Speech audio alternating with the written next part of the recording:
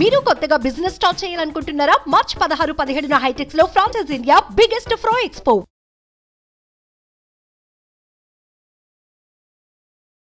Hi, నమస్తే. జీవీఎస్ఏ Suman TV ప్రేక్షకులకు నా నమస్కారం. ఈరోజు ఒక ఇంపార్టెంట్ టాపిక్ షేర్ చేసుకుంటాను మీతో. ఈ కాంటెక్స్ట్ ఏంటంటే,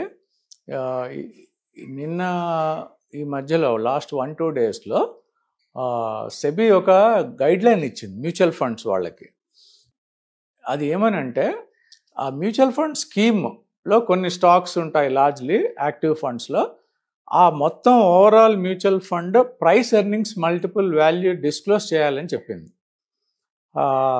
సో అది కాంటెక్స్ట్ అనమాట. సో దాని గురించి ఈ ప్రైస్ ఎర్నింగ్స్ మల్టిపుల్ అంటే ఏంటి, అది మీరు మ్యూచువల్ ఫండ్స్లో స్కీమ్లో ఇన్వెస్ట్ చేసేటప్పుడు ఫస్ట్ చూడాల్సింది దాని ప్రైస్ ఎర్నింగ్స్ మల్టిపుల్ ఎంత ఉంది అని. బ్లైండ్గా ఓకే మీరు పెట్టేస్తూ ఉంటారు ఎస్ఐపిస్ కాబట్టి పెద్దగా పట్టించుకోకర్లేదు.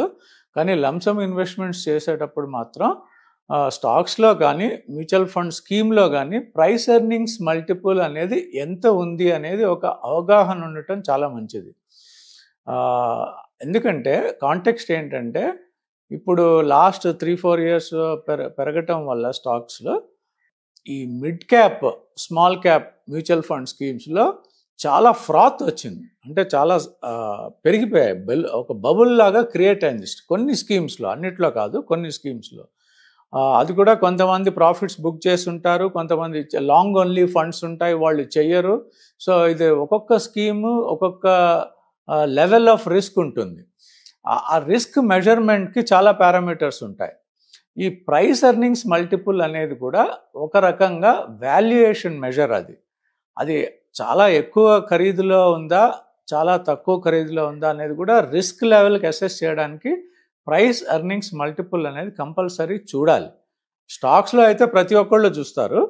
మ్యూచువల్ ఫండ్ స్కీమ్లో కూడా దానికి ఆ మ్యూచువల్ ఫండ్ స్కీమ్లో ఉండేవి 30-40 స్టాక్సే కాబట్టి ఈ స్టాక్స్ అన్నిటి weighted average price earnings multiple ఎంత అనేది ఒక అవగాహన ఉండటం చాలా ముఖ్యం.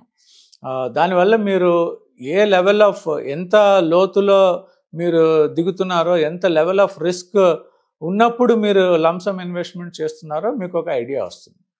అయితే ఇప్పుడు అది బ్యాక్గ్రౌండ్ కాంటెక్స్ట్ అనమాట. నేను చెప్పేవన్నీ నాలెడ్జ్ సెషన్స్ అండి. ఇందులో ఎక్కడ రికమెండేషన్ లేదు. It is not an investment advice at all. Okay, బేసిక్సే చెప్తున్నాను. అందుకనే ఎక్కడ నేను స్టాక్ రికమెండేషన్ కానీ మ్యూచువల్ ఫండ్ రికమెండేషన్ కానీ ఇవ్వట్లేదు. టాపిక్స్లో వచ్చినా కూడా అది రికమెండేషన్ కింద భావించవద్దు. ఓకే, ఈ ప్రైస్ ఎర్నింగ్స్ మల్టిపుల్ అనేది చాలా బేసిక్ అండి. అది మీకు తెలియకపోతే మీరు బ్లైండ్గా ఇన్వెస్ట్ చేస్తున్నట్టే ఒక రకంగా. అదేంటంటే మనకి టెంపరేచర్ లాంటి, లాస్ట్ టైం నేను చెప్పినట్టుగా మీరు టెంపరేచర్, జ్వరం ఉందా లేదా అని తెలియాలంటే థర్మామీటర్లో టెంపరేచర్ చూస్తాం. అట్లా మీరు మ్యూచువల్ ఫండ్ స్కీమ్లో కానీ స్టాక్లో కానీ ఫస్ట్ ఏం చూస్తారు అంటే, అది ఒకటే కాదు, చాలా పారామీటర్స్ చూడాలి, 4-5 పారామీటర్స్. ఒక ముఖ్యమైన పారామీటర్ ఏం చూడాలి అంటే, ఎవరన్నా మిమ్మల్ని స్టాక్ కొనమని మీకు టిప్స్ ఎవరన్నా ఇచ్చినా పిఈ ఎంత అని అడగండి, ప్రైస్ ఎర్నింగ్స్ మల్టిపుల్ ఎంత అని అడగండి. దాన్ని బట్టి మీకు తెలిసిపోతుంది అది చాలా హైలో మీకు ఆ టిప్ వచ్చిందో, లోలో. జనరల్గా లోలో ఉన్నప్పుడు టిప్స్ రావు. అది ఎవరో మనకి అంటగట్టాలనుకున్నప్పుడే అది టిప్ రూపంగా మార్కెట్లో సర్క్యులేట్ అవుతుంది. అది దాని ఇంపార్టెన్స్ హైలైట్ చేస్తూ చెప్తున్నాను.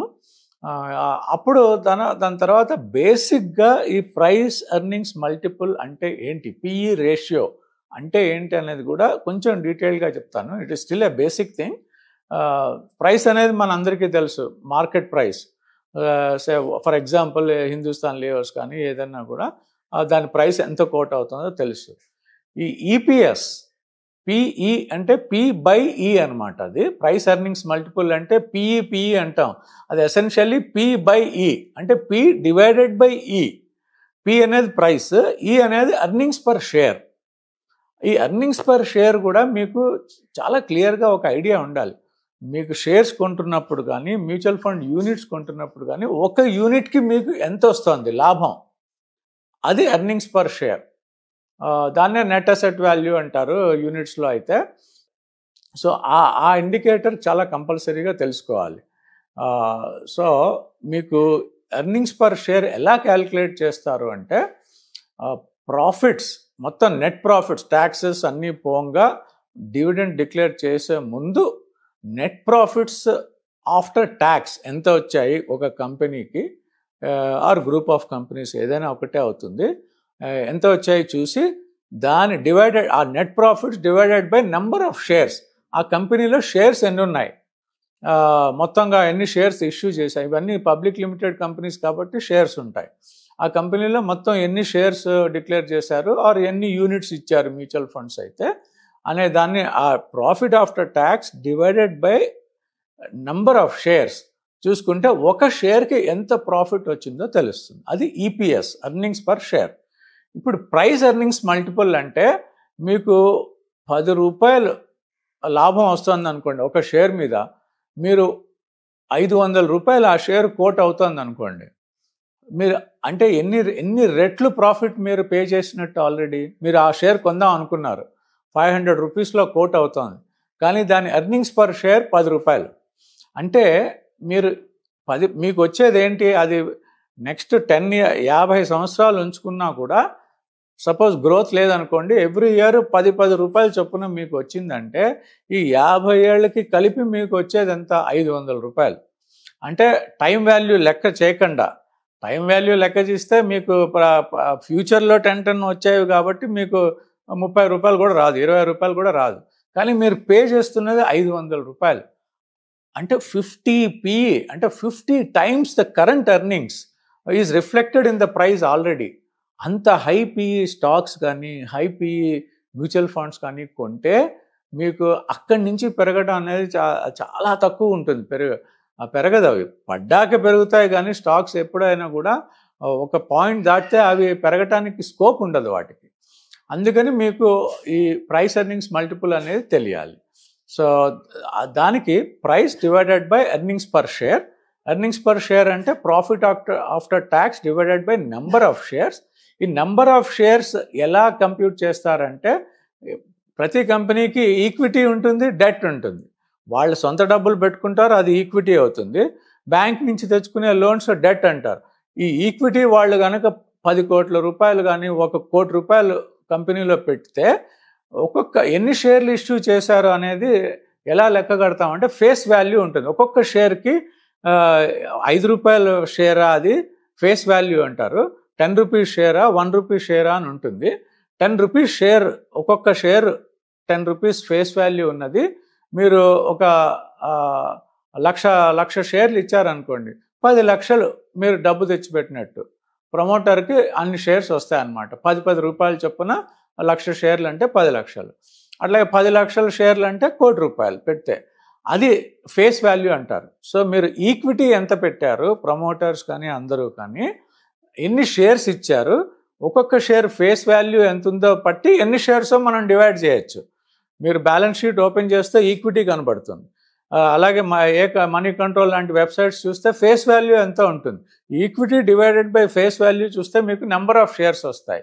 ఈ నెంబర్ ఆఫ్ షేర్స్, ఆ నెంబర్ని profit after tax divided by number of shares చేస్తే మీకు ఈపీఎస్ వస్తుంది. డైరెక్ట్గా కూడా ఈపీఎస్ డేటా అవైలబుల్ ఉంటుంది. సో ఈ price divided by EPS price earnings multiple అంటారు. సో సూక్ష్మంగా చెప్పాలంటే హై ప్రైస్ ఎర్నింగ్స్ మల్టిపుల్ ఉన్నవి జనరలీ హై రిస్క్ ఉంటాయి. ఏది హై ఏది లో అనేది ఒక్కొక్క స్టాక్ ఒక్కొక్క ఫండ్ గురించి అది వేరువేరుగా ఉంటాయి. మీరు మ్యూచువల్ ఫండ్స్లో ఇన్వెస్ట్ చేసినా కూడా ఒక స్కీమ్లో మీ డిస్ట్రిబ్యూటర్ కానీ ఎవరన్నా పలానా స్కీమ్లో పెట్టు ఇది బాగుంటుంది అంటే బేసిక్ డేటా వాళ్ళ దగ్గర ఉంటుంది. మీరు అడగండి ప్రైస్ ఎర్నింగ్స్ మల్టిపుల్ ఎంత ఉంది అని, చూడండి. డాక్యుమెంట్ ఫ్యాక్ట్ షీట్స్ ఉంటాయి, అందులో చూడండి. అది 35-40 ఒక్కొక్క లార్జ్ క్యాప్కి వేరే ఉంటాయి, మిడ్ క్యాప్కి వేరే ఉంటాయి, స్మాల్ క్యాప్కి వేరే ఉంటాయి. సో అది సెబీ ఇప్పుడు డిస్క్లోజ్ చేయమంటోంది. ఎందుకంటే ఆల్రెడీ చాలా హై వాల్యుయేషన్స్ ఉన్న మ్యూచువల్ ఫండ్ స్కీమ్లో కూడా స్మాల్ క్యాప్ అండ్ మిడ్ క్యాప్లో మీరు వెళ్ళి డబ్బులు పెడితే మ్యూచువల్ ఫండ్ స్కీమ్లో అది డిస్క్లోజ్ చేయకపోతే మీకు తెలియదు, మీరు అంటే వాట్ యువర్ ఎంటరింగ్ ఇంటూ అనేది మీకు తెలియదు. హై రిస్క్ కాబట్టి మీకు తెలియకపోవచ్చు. అందుకని కాంటెక్స్ట్ ఏంటంటే మీరు ఒక అవగాహన ప్రైస్ ఎర్నింగ్స్ మల్టిపుల్ అనేది ఫండ్ స్కీమ్కి కానీ షేర్కి కానీ ఉంటాయి. అది ఒక ఐడియా ఉండటం మంచిది. Yeah, thank you so much.